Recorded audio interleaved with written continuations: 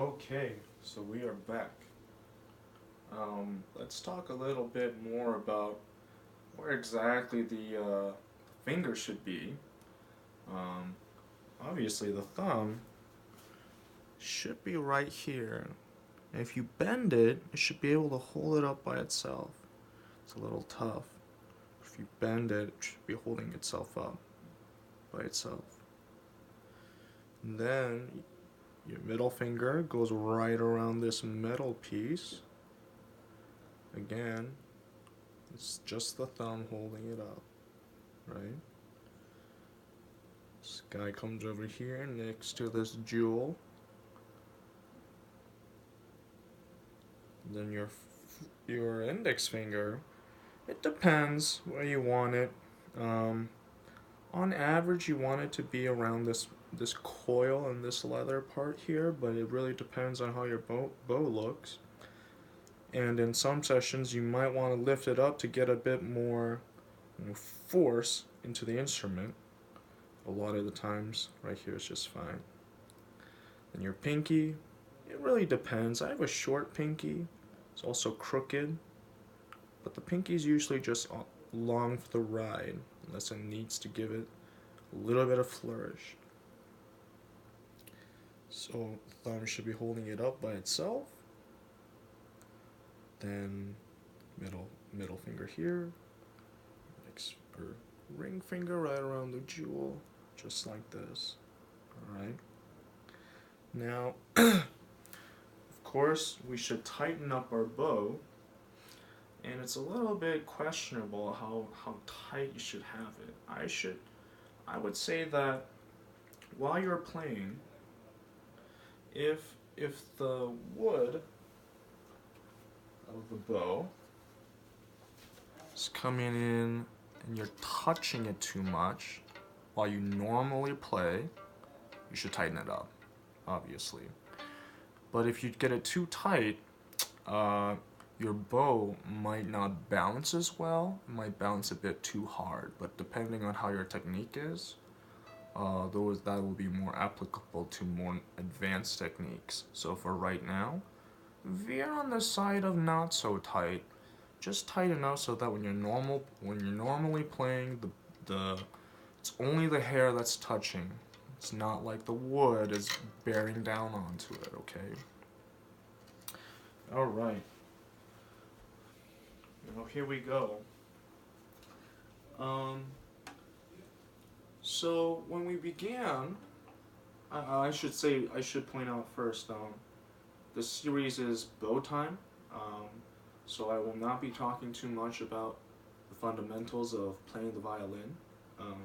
So I'm going to assume most people know how to hold the violin effectively. So going back to what I just said, at first we started with the bow by holding one of the tip. And that's just like having your bow attached to the violin like this. Alright? And when you can do a little bit of this, and your bow will move just the slightest bit. That's what you want.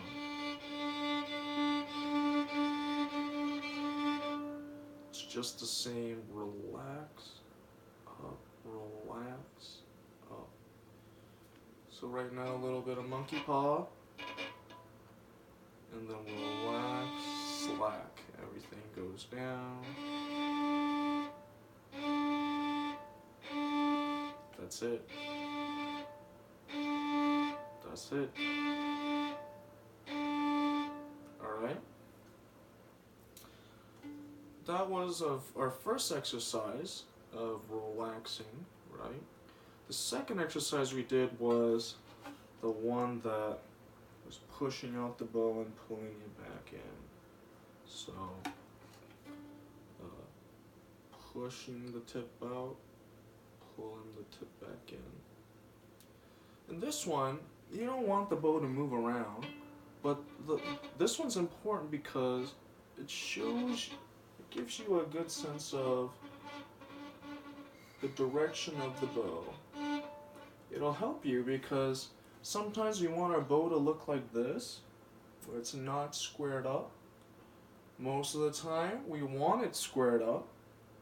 Sometimes we want it to be crooked the other way.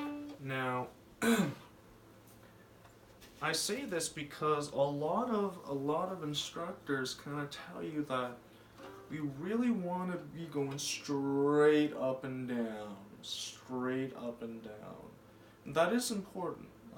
If you are beginning, I would say that trying to get your bow as straight as possible down, as straight as possible up, is gonna be probably the most important thing to do. But there are gonna be times, it's kind of an intermediate concept, depending on the direction to which you are playing, it changes how your bow moves along the instrument. But we'll worry about that later. So for right now, we just want to stick right here and practice pushing this way, pulling this way. It might not seem like you're doing much, but this will be helpful. So again, just kind of relaxing and slacking this way, kind of pinching back this way. Right. Now, why? Well, now we get to the heart of the matter, I suppose. Of all the parts of playing the bow, we've got two of the main four parts. We've got the fingers and the wrist. We've done that so far. The next part is your elbow, and then the last part is your shoulder. So you'll notice it's all dependent on the joints, right? And trying to control and understand what all the joints do, that's really gonna help make your bow straightness and control a bit more natural, okay? So the reason why we focus on the wrists and fingers first, and usually is because number one, we want to work on the fine muscles first. These are kind of your larger macroscopic muscles. The coordination of these muscles are important for other concepts we'll touch in another sequence. And the reason why another reason why the wrist and fingers are so important is that when you push down and up, the little difference is there's going to be a little kink, right? Dun, dun. And the point of this is to reduce the difference between the two notes, right? So notice that as I go up, my fingers are slacked, and then the wrist is flat, level, pushing down, slack and wrist relaxed up, just like this, alright? Again, don't worry so much about this. These will affect how you do these exercises, but we'll focus on these later. So we'll just take just short bows. We don't have to use everything. We'll just kind of use this area to demonstrate. So when you go down, you kind of want to push it down like this, up like this, push it down like this, up like this. So push it down.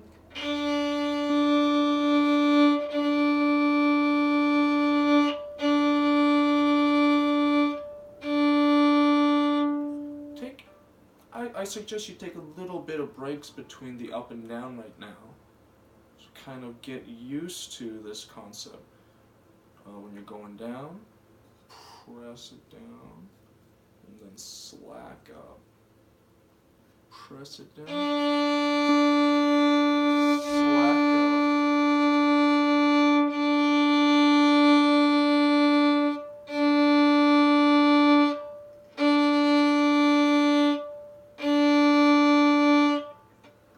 eventually you get the pauses as small as possible, so that this transition is as smooth as possible.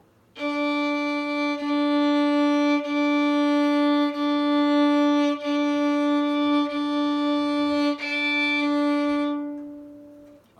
can do it lower. Lower requires, the lower part of your bow really requires a lot more out of your fingers. So this is probably challenge mode.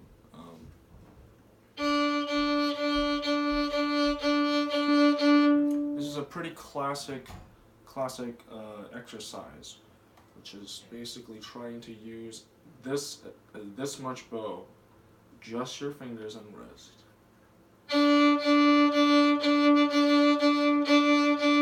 See, I'm not doing anything with my elbow or shoulder. It's kind of an isolated wrist and finger exercise.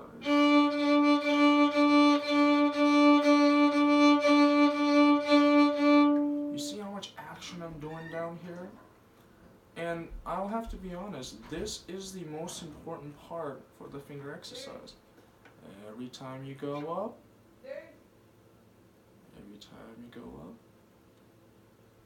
alright, so push down, slack out.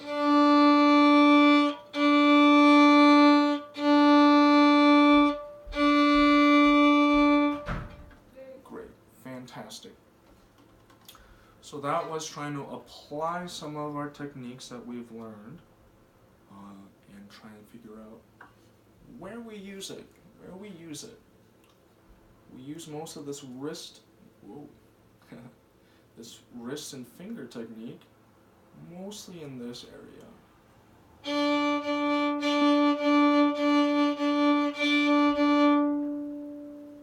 Fantastic.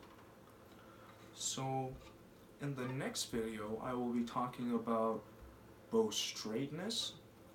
This will require us to talk about the elbow and the shoulder quite a bit, and kind of talk about how each of the joints are interrelated and what each of the joints should be doing. What are they for?